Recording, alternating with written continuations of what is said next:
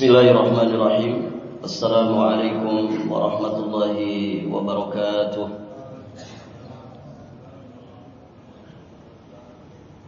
Alhamdulillah hamdan yaliqu bi jalalihi wa 'azimi sultanihi. Asyhadu an la ilaha illallah wahdahu rabbi la syarika lah wa asyhadu anna Muhammadan abduhu wa rasuluh.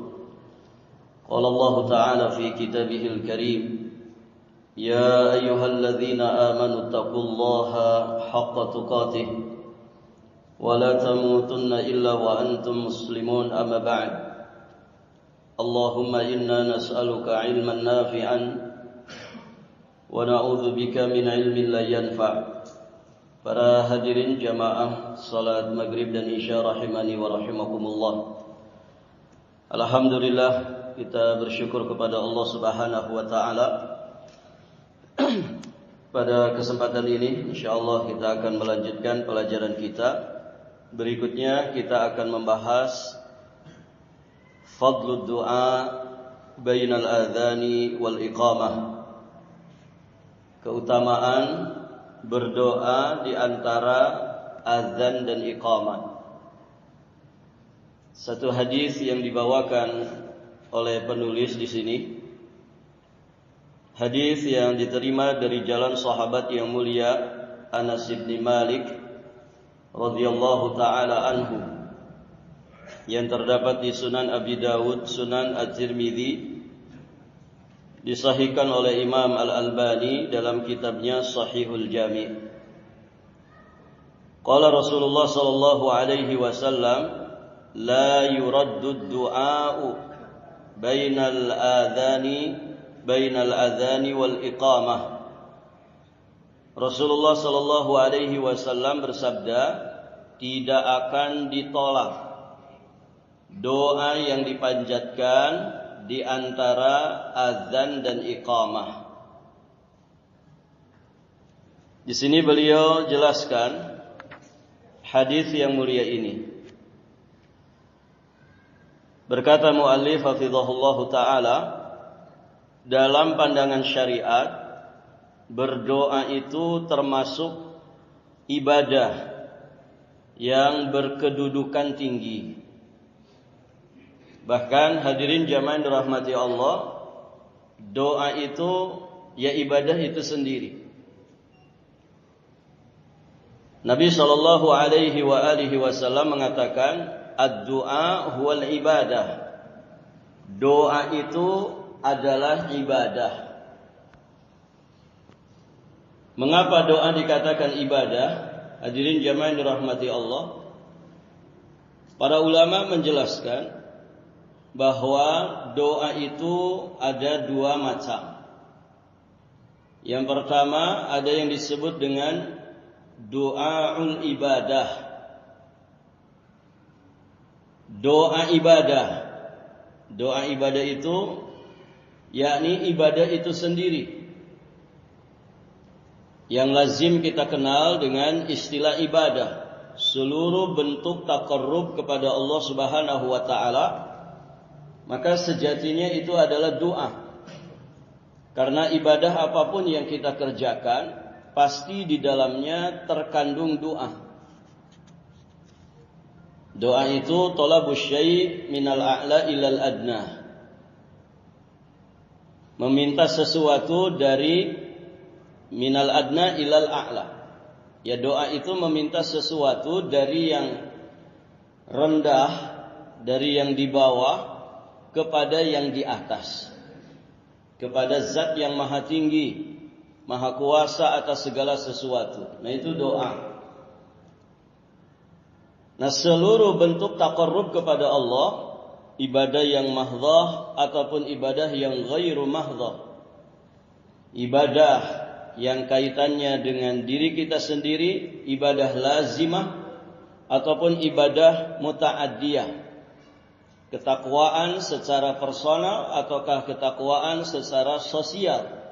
Seluruh bentuk ibadah pasti di dalamnya ada doa.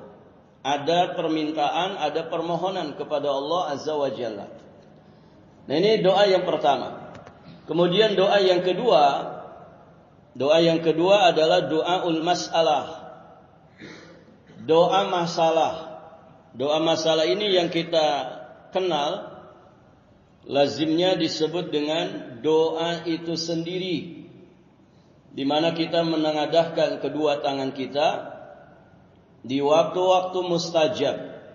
Kita mengadukan segala permasalahan hidup dan kehidupan kita kepada Allah Azza wa Jalla. Terkait dengan diri kita sendiri, terkait dengan keluarga kita, terkait dengan sesama muslim, terkait dengan kehidupan dunia, demikian pula kebaikan agama dan juga kehidupan akhirat kita. Semua permasalahan kita adukan dan kita ajukan kepada Allah Subhanahu wa taala. Nah, ini namanya doaul masalah. Baik, para jamaah yang dirahmati Allah, maka pantas Nabi mengatakan ad-du'a huwal ibadah. Doa itu ya ibadah itu sendiri. Apakah itu doa ibadah itu ataukah doa masalah? Semuanya adalah ibadah kepada Allah Subhanahu wa taala. Maka dia berkedudukan tinggi di dalam syariat Islam. Kedudukan dari doa ini sangat tinggi karena doa itu silatun bainal abdi wa rabbih. Karena doa itu merupakan silah. Silah itu penghubung antara seorang hamba dengan Rabb-nya. Penghubung antara seorang hamba dengan Rabb-nya. Dan ini bisa kita rasakan bersama saat kita hadirin jamaah yang dirahmati Allah mengadukan segala permasalahan kita kepada Allah Subhanahu wa taala saat kita memiliki permasalahan. Dan insyaallah masing-masing kita semua pasti punya masalah. Siapa di sini jamaah yang tidak punya masalah? Ada yang tidak punya masalah? Semua kita pasti punya masalah. Ini kita ini wajah-wajah bermasalah semua. Hadirin jamaah yang dirahmati Allah. Cuman masalah kita satu dengan yang lain masing-masing berbeda. Masalahnya orang miskin berbeda dengan masalahnya orang kaya. Laki-laki mungkin berbeda masalahnya dengan perempuan. Anak muda mungkin masalahnya berbeda dengan orang tua. Dan demikian seterusnya. Artinya masing-masing kita berhajat kepada Allah Subhanahu wa ta'ala. Maka tatkala kita punya permasalahan, kemudian kita mengadu kepada Allah, menengadahkan kedua tangan kita di waktu-waktu mustajab, maka akan ada rasa di dalam jiwa dan raga kita di mana kita itu sangat dekat kepada Allah. Ada silah, ada hubungan, ada komunikasi, ada interaksi antara kita dengan Allah Azza wa Jalla. Baik, para jamaah yang dirahmati Allah. Di dalam berdoa, seorang hamba yang fakir memohon kepada Rabb-nya. Seraya dia berharap dikabulkan hajatnya. Semua orang berdoa itu, insya Allah, jika dia mengerti bagaimana tata cara berdoa yang diajarkan oleh Allah dan Rasul-Nya, pasti dia berharap besar doanya itu diijabah. Doanya itu diijabah.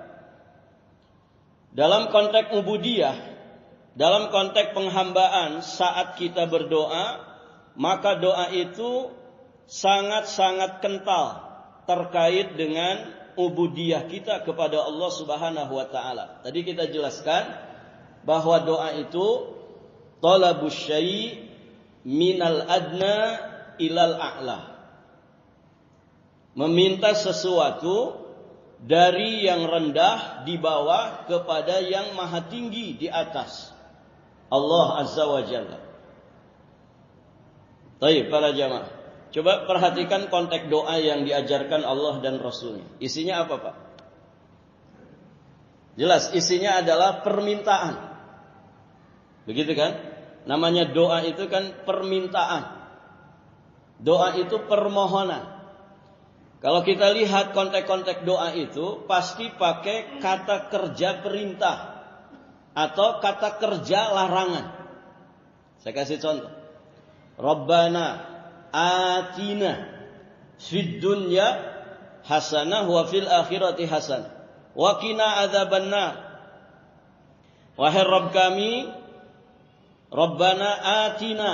Ati itu apa, Pak? Kata kerja perintah itu. Atina, berikanlah kepada kami, datangkan kepada kami. Ini perintah bukan? Perintah bukan, Pak? Perintah. Atina fid dunya hasanah. Berikan, anugerahkan, datangkan kepada kami kebaikan di dunia dan kebaikan di akhirat. Di ujung doa juga sama. Waqina, waqayaqi, qi. Waqayaqi. Kata kerja perintahnya qi. Qi itu lindungilah, peliharalah, jagalah. Waqina, dan lindungilah kami. Jaga, peliharalah kami dari azab api neraka. Ini semuanya perintah. Atau misalkan ada kata kerja larangan. Wala taj'al fi qulubina ghillan. Ada satu doa di dalam Al-Quran. Rabbana ighfir lana wa li ikhwanina alladhina sabaquna bil iman. Wala taj'al, dan janganlah engkau jadikan fi qulubina, di dalam hati-hati kami, ghillan, sifat hasad, iri hati, dengki, dendam, kesuma. Kepada siapa? Lilladzina amanu, kepada orang-orang beriman. Wala taj'al, ini namanya apa? Kata kerja larangan. Baik para jamaah, ini perintah dan larangan. Isi doa itu rata-rata itu. Baik doa-doa di dalam Al-Quran ataupun doa-doa di dalam hadis Nabi. Baik para jamaah, kalau kita lihat berarti kita ini memerintah Allah dan larang-larang Allah. Begitu kan? Nyuruh-nyuruh Allah, kemudian ngelarang-larang Allah. Apakah kemudian kita dikatakan tidak beradab? Nyuruh-nyuruh Allah atau ngelarang-larang Allah? Jawabannya tidak. Kenapa? Karena kata kerja perintah itu atau kata kerja larangan itu datang dari kita seorang yang hina dina kepada zat yang maha kuasa, maha tinggi atas segala sesuatu. Nah, itulah doa. Itulah doa. Permohonan dari seorang yang hina, fakir, yang ada di bawah kepada zat yang maha tinggi di atas, Allah Azza wa Jalla. Taib, para jamaah yang dirahmati Allah. Nah, nanti ada yang perintah itu kepada yang satu level, satu tingkat. Itu namanya iltimas. Nanti ada perintah itu dari atas ke bawah. Ada permintaan itu dari atas ke bawah. Nah, itu namanya amr. Amr itu betulan perintah. Kalau Allah memohon, memerintahkan, meminta kepada kita sesuatu, itu namanya perintah. Atau dalam bahasa istilah syar'inya amr. Kalau yang selepel namanya iltimas. Tapi kalau dari yang di bawah ke atas, itu namanya doa. Artinya para jamaah yang dirahmati Allah, di dalam doa ini saat kita berdoa, kalau kita memahami makna dari doa itu sendiri, tidak mungkin orang itu berdoa tapi kemudian dia sombong kepada Allah, merasa tidak butuh kepada Allah. Karena berarti bertentangan dengan makna dari doa itu sendiri. Ya, namanya doa itu kita harus betul-betul merasa tunduk, patuh, hina, dina, merasa fakir di hadapan Allah. Makanya di dalam doa itu kan tidak boleh ditaklik dengan masyiah. Ada riwayat yang melarang kita tentang itu. Ditaklik dengan masyiah itu maksudnya kita kaitkan doa itu dengan kehendak Allah. Contoh, Nabi memberikan contoh. Allahumma gfirli in syi'ta. Ya Allah, ampunilah diriku jika engkau mau. Kalimat jika engkau mau, jika engkau berkehendak, ini kalimat yang tidak boleh di dalam doa. Kenapa, Pak? Kenapa Nabi sampai melarang begitu? Jadi gini, ada orang berdoa nih. Ya Allah kasih rezeki saya. Ya itu pun jika engkau berkehendak. Ya Allah ampuni saya jika engkau mau. Ya Allah masukkan saya ke surgamu jika engkau mau. Ya Allah selamatkan saya dari nerakamu jika engkau mau. Nah kalimat jika engkau mau, jika engkau berkehendak, itu tidak boleh dalam doa. Kenapa? Kenapa jamaah? Karena mengandung kesan yang jelek. Ada dua kata para ulama. Pertama, kalimat itu menggambarkan bahwa orang ini nggak butuh sama Allah. Nggak butuh sama Allah. Ya Allah, masukkan saya ke surgamu jika engkau berkehendak, jika engkau mau. Jadi seolah-olah, ya kalau nggak mau juga nggak apa-apa. Nah itu kesan buruknya. Kesan buruk yang kedua kata para ulama, dengan kalimat itu dia menyangka, seakan-akan menyangka bahwa di dalam doanya itu dia tidak maksa Allah. Sehingga mengesankan bahwa di sana ada orang, ada pihak yang bisa maksa-maksa Allah. Sehingga dia datang kepada Allah dengan permohonannya dan dia mengatakan, ya Allah, jika engkau ampunilah diriku jika engkau mau. Aku enggak maksa kok. Kalau yang lain maksa, aku enggak maksa. Ini juga kesan buruk. Maka kata Nabi, liyazimil mas'alah. Hendaknya dia itu menguatkan, mengazamkan permintaannya. Menguatkan permintaannya kepada Allah Azza wa Jalla. Karena tidak ada satupun pihak yang bisa memaksa Allah. Nah itu para jamaah yang dirahmati Allah. Jadi kalau orang berdoa tapi hatinya tidak tunduk, hatinya tidak merendah, tidak menghina, tidak menghamba kepada Allah Subhanahu wa taala, maka ya doanya tidak akan diterima di sisi Allah. Karena doa itu bukan begitu. Doa itu permohonan dari hamba yang hina, dina, rendah, di bawah, fakir, tidak punya apa-apa, kepada zat yang maha tinggi, maha kuasa, maha kaya, dan maha terpuji. Jadi kalau orang gak tunduk menghinakan dirinya, tidak hadir iftiqarnya, tidak hadir merasa fakir di dalam dirinya, maka hadirin jamaah yang dirahmati Allah, berarti doanya belum benar. Doanya belum benar.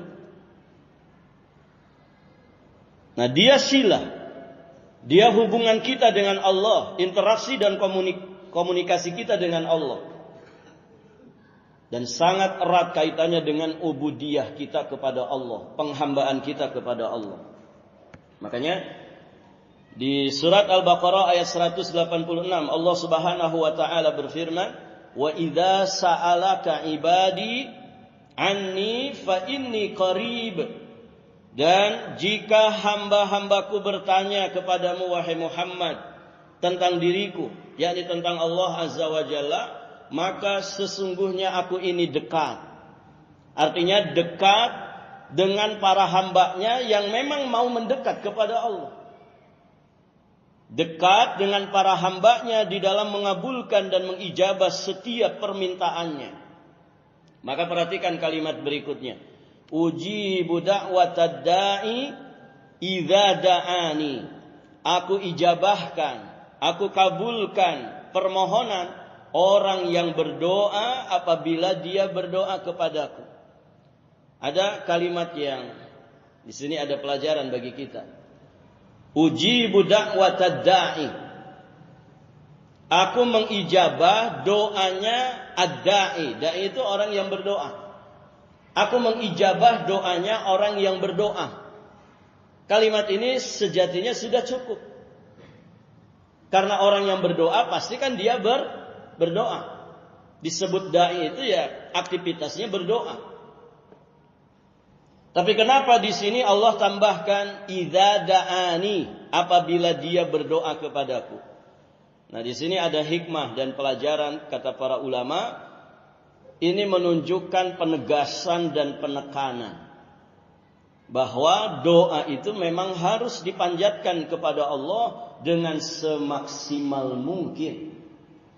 Doa yang berkualitas, bukan sekedar doa begitu saja, hanya doa dan doa secara kuantitas. Tapi bagaimana doa kita ini doa yang berkualitas? Idza da'ani. Maka janji Allah mengijabah doa itu akan diberikan oleh Allah Subhanahu wa taala kepada orang yang berdoa dengan doa yang semaksimal mungkin sesuai dengan petunjuk Allah dan Rasul.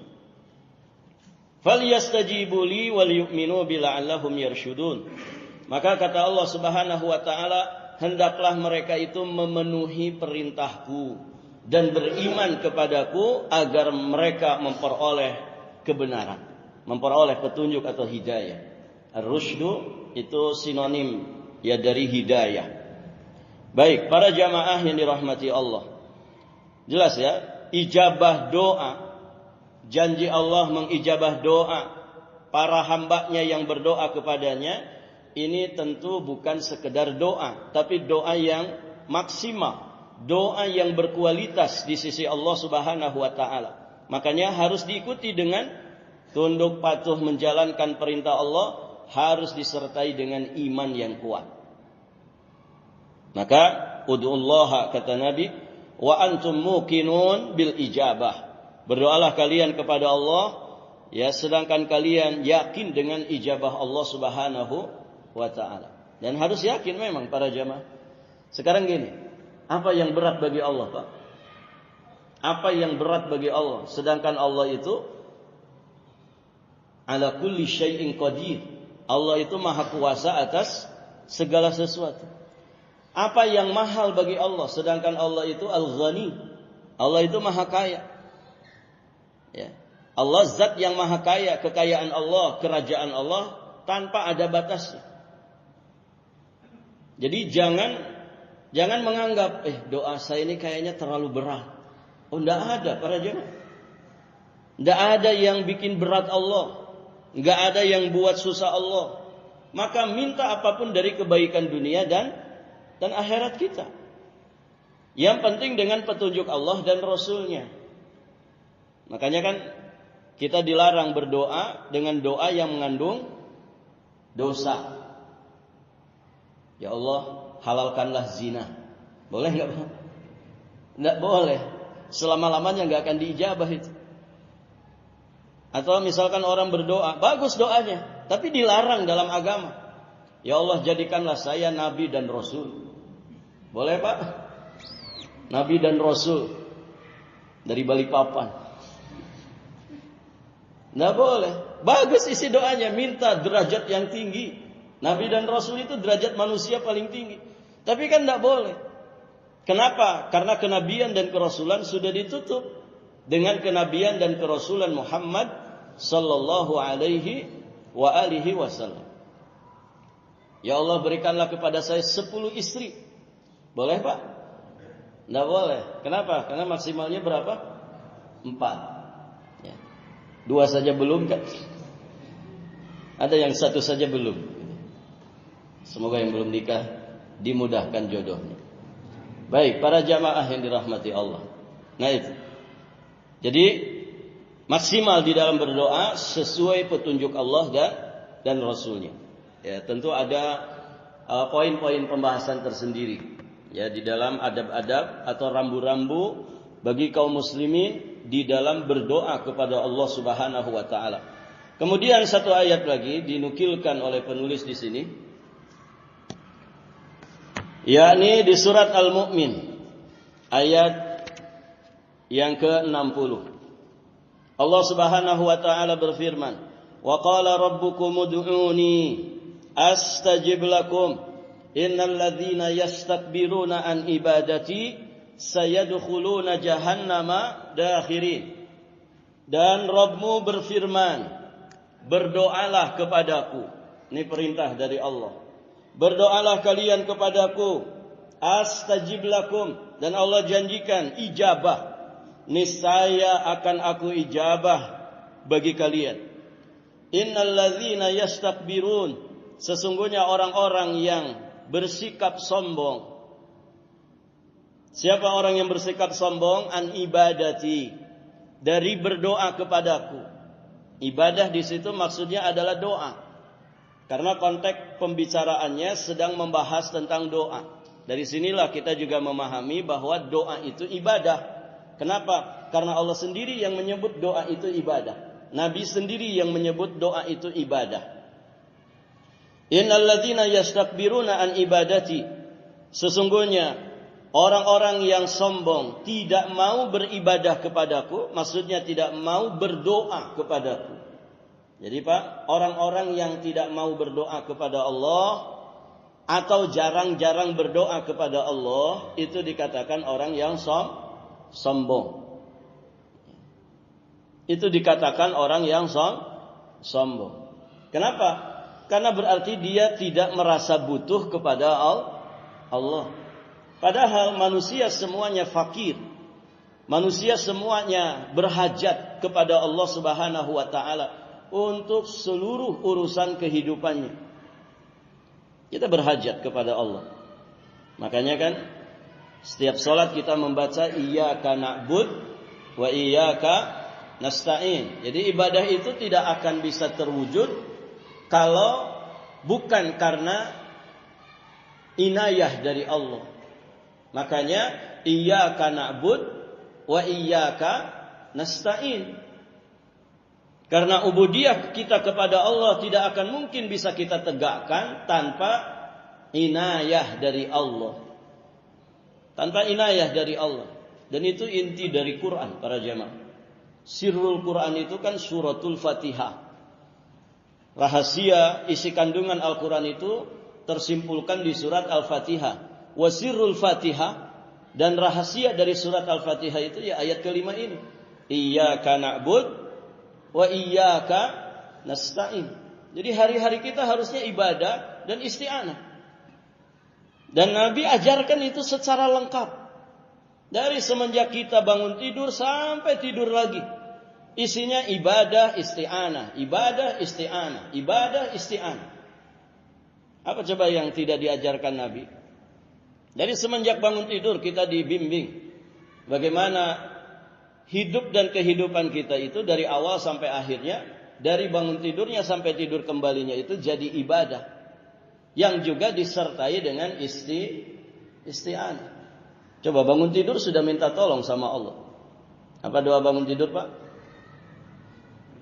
Yang kita sering lupa baca itu. Apa Pak? Alhamdulillah alladzi ahyana ba'da ma amatana wa ilaihin nusyur. Sudah dibaca enggak? Kalau lagi ingat. Baik para jamaah, segala puji hanya milik Allah. Yang langsung dipuji Allah. Alhamdulillahilladzi ahyana, yang telah menghidupkan kami setelah sebelumnya mewafatkan kami. Karena tidur itu saudara kematian. Alhamdulillahilladzi ahyana ba'da ma amatana wa ilaihin nusyur. Dan hanya kepadanya lah kami itu akan dikumpulkan, akan dikembalikan. Ada juga doa bangun tidur. Siapa yang hafal doa selain ini? Kan doa itu kadang macam-macam Pak ya. Doa ruku, doa sujud itu ada beberapa redaksi. Nah, ada doa bangun tidur di riwayat yang lain. Apa doanya Pak? Sama depannya alhamdulillah. Alhamdulillah alladzi afani fi jasadi wa radda alayya ruhi wa adzina li bidzikri. Pendek saja doanya. Alhamdulillah segala puji milik Allah alladzi afani, yang telah memberikan afiat ke jasadku. Kita bangun tidur berarti alhamdulillah masih ada umur. Ada sebagian orang tuh bangun tidur langsung salto para jamaah. Saking sehatnya. Saking sehatnya. Taib para jamaah, walaupun itu dalam adab Nabi enggak boleh. Ya. Bangun tidur itu harus duduk dulu. Ya, menstabilkan badan kita sambil membersihkan kotoran-kotoran yang ada di wajah kita, di mata kita. baru kemudian baca doanya dengan tenang. Maka kita memuji Allah atas afiat yang diberikan kepada jasad kita. Ada sebagian orang, barakallahu fikum, bangun tidur itu muter-muter kepalanya. Vertigo.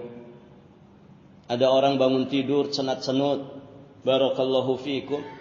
Dia tidak bisa langsung bangun kecuali setelah 5 menit ya menstabilkan keadaannya.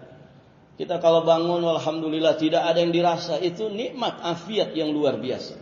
Nah itu kita syukuri, karena itu pemberian dari Allah, bukan karena kita hebat. Ya. Hadirin jamaah dirahmati Allah. Alhamdulillah alladzi afani fi jasadi wa radda alayya ruhi.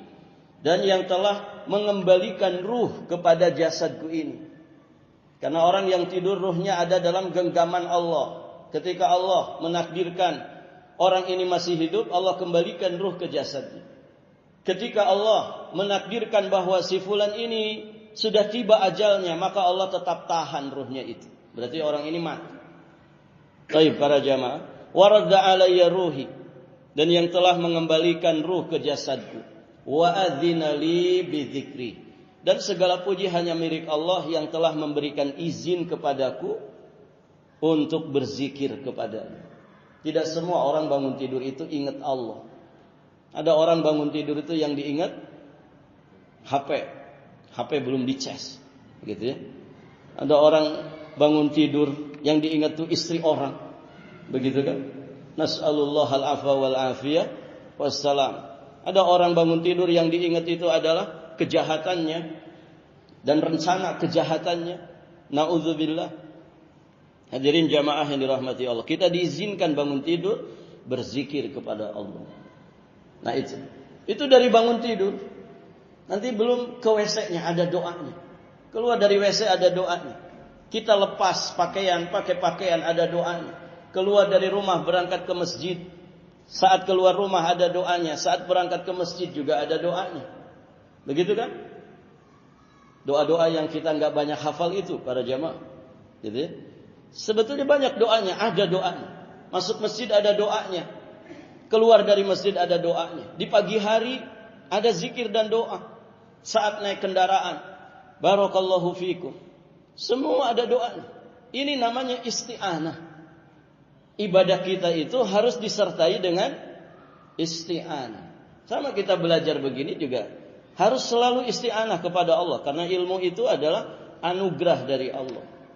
Bukan karena kita cerdas tiap hari makan ikan, begitu ya. Bukan karena kita hebat, tapi dia adalah taufik dan inayah dari Allah. Ya banyak orang, barakallahu fikum, orang yang kalau menghafal itu cepat luar biasa, tapi Allah tidak berikan taufik ilmu. Ibadah isti'anah. Baik, para jamaah yang dirahmati Allah. Maka orang-orang yang tidak berdoa kepada Allah, mereka dikatakan orang-orang yang istikbar. Orang-orang yang sombong. Dan orang-orang yang sombong, sebagai balasan setimpal bagi mereka, sayadkhuluna jahannama dakhiri. Mereka nanti kelak akan masuk ke dalam neraka jahanam dalam keadaan hina dina. Sombong itu apa para jamaah? Sombong itu apa Pak? Merendahkan orang lain. Berarti sombong itu merasa di atas.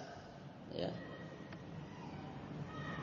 Makanya jadi ustadz juga ujian para jamaah. Karena ustadz duduknya di atas. Ini kalau tidak bisa menata hati, repot juga ini. Para jamaah. Orang itu kalau sudah merasa di atas, itu sejatinya bibit-bibit kesombongan. Dalam hal apapun. Dalam masalah dunia, dalam masalah agama, dalam masalah penampilan, dalam masalah harta, dalam masalah ilmu. Ya, kalau orang barakallahu fikum merasa di atas dari orang lain, ya, itu sejatinya ujub. Ujub itu kan merasa lebih dari orang. Dan ujub di dalam amal ibadah, kata Imam Ibnul Qayyim, itu lebih dahsyat, lebih berbahaya, lebih mengerikan dibandingkan ujub terkait dengan urusan dunia. Ada orang ujub dengan hartanya. Pokoknya di komplek ini nggak ada yang paling kaya kecuali saya. Itu ujub Pak. Pokoknya di masjid ini nggak ada yang paling ganteng kecuali saya. Itu ujub. Di sini, ujub itu di sini. Tidak ada yang paling soleh kecuali saya. Tidak ada yang paling berilmu kecuali saya. Tidak ada yang paling paham sunnah kecuali saya. Ini ujub. Ujub itu di sini. Nanti kalau sudah terlampiaskan pakai mulut, itu sudah berubah. Jadinya takabur. Kalau sudah disertai dengan tindakan, barakallahu fikum, maka itu lebih dahsyat lagi. Baik, para jamaah yang dirahmati Allah. Ujub takabur itu adik kakak. Ujub takabur itu berbahaya. Kenapa? Karena dosanya iblis itu bermula dari situ. Hasad. Kenapa? Karena dia ujub. Ana khairum minhu. Saya itu lebih baik daripada Adam. Begitu. Hatinya ujub dilampiaskan oleh mulutnya. Dan dia berani menyatakannya di hadapan Allah. Ana khairum minhu. Ana khairum minhu. Saya lebih baik dari Adam. Khalaqtani min nar wa khalaqtahu min tin. Engkau jadikan Adam dari tanah, sedangkan engkau jadikan aku dari api, dan engkau jadikan Adam dari tanah. Versinya iblis, api itu lebih baik dari tanah. Maka Allah nyatakan tentang dirinya, aba wastakbara. Dia enggan dan dia takabur. Takabur para jamaah. Dan betapa rawannya kita itu terjatuh ke dalam yang namanya ujub dan takabur. Ini hati-hati para jamaah. Salah satu penyakit orang soleh itu ya ujub. Ujub, Pak. Dan kita rawan sekali terjatuh ke dalamnya. Rawan sekali terjatuh ke dalamnya. Semoga Allah lindungi kita semua. Dan itu yang membuat iblis itu binasa. Iblis itu terlaknat. Bermula dari situ. Maka orang-orang yang tidak mau berdoa kepada Allah dikatakan orang-orang yang sombong. Orang sombong itu berarti merasa di atas. Dia merasa tidak butuh kepada Allah. Sebagai balasan setimpal dari Allah, maka mereka kelak akan masuk ke dalam neraka jahanam dalam keadaan hina dina. Neraka itu ada di mana, Pak? Neraka ada di mana? Iya, neraka itu goib. Neraka itu goib, surga itu goib, dan wajib kita imani. Adanya di mana? Di alam akhirat. Sudah ada sekarang. Itu dua makhluk yang kekal abadi sudah ada saat ini. Hadirin jamaah yang dirahmati Allah. Surga itu di atas, Illiyin. Sedangkan neraka itu tempatnya di bawah, Sijjin. Surga itu di atas, tempatnya orang-orang bertakwa. Yang salah satu akhlak mereka itu tawadhu, rendah hati. Sedangkan neraka jahanam itu ada di bawah, sebagai tempat balasan bagi orang-orang yang merasa di atas saat mereka di dunia. Orang-orang yang takabur ketika di dunia. Dan salah satu di antara bentuk takabur tadi, orang yang tidak mau berdoa kepada Allah. Atau orang yang berdoa kepada Allah juga kepada selain Allah. Sama itu. Atau orang yang hanya berdoanya kepada makhluk, bukan kepada Khalik. Itu juga sama orang-orang sombong. Allah tidak ridha dirinya disekutukan dalam doa. Kenapa? Karena Allah perintahkan seluruh hambanya, kalau berdoa itu kepadaku saja, jangan kepada yang lain. Karena siapa saja selain diriku itu makhluk, bukan Khalik. Sama statusnya seperti manusia, sama-sama makhluk.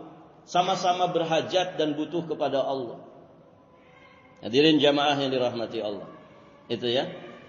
Dan surga itu tingkatannya ke atas. Berarti semakin atas semakin istimewa. Ya. Dan yang paling atas adalah surga Firdaus. Atapnya adalah arsy-Nya Allah. Tingkatannya ke atas, namanya darajat. Tingkatan ke atas itu darajat. Kalau neraka di bawah, tingkatannya juga ke bawah. Tingkatannya ke bawah. Yang paling dahsyat siksaannya neraka yang paling bawah. Siapa yang dinyatakan ada di kerak neraka paling bawah? Orang-orang munafik. Munafik. Orang kita nyebutnya para penjilat, para pengkhianat. Itu nama lainnya. Munafik. Lain di kata, lain di mulut, lain di hati, lain di depan, lain di belakang. Lain saat sendiri, lain ketika bersama orang. Taib, para jamaah yang dirahmati Allah. Munafik. Tingkatan neraka itu ke bawah. Tingkatan ke bawah disebut darokat. Jadi ada darajat, ada darokat. Nah, munafik itu fidarkil asfal, di tingkatan paling bawah dari api neraka jahanam. Baik para jamaah.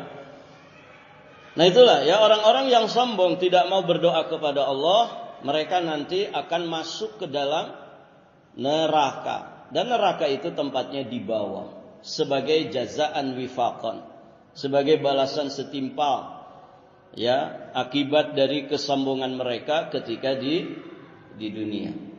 Ya, orang itu kan penilaian manusia saja para jamaah, semakin sombong semakin, ini kita sesama kita ini. Kalau ada orang sombong, pertantang-pertenteng, membusungkan dada, begitu kan? Kira-kira orang-orang sekitarnya senang nggak Pak? Senang tidak?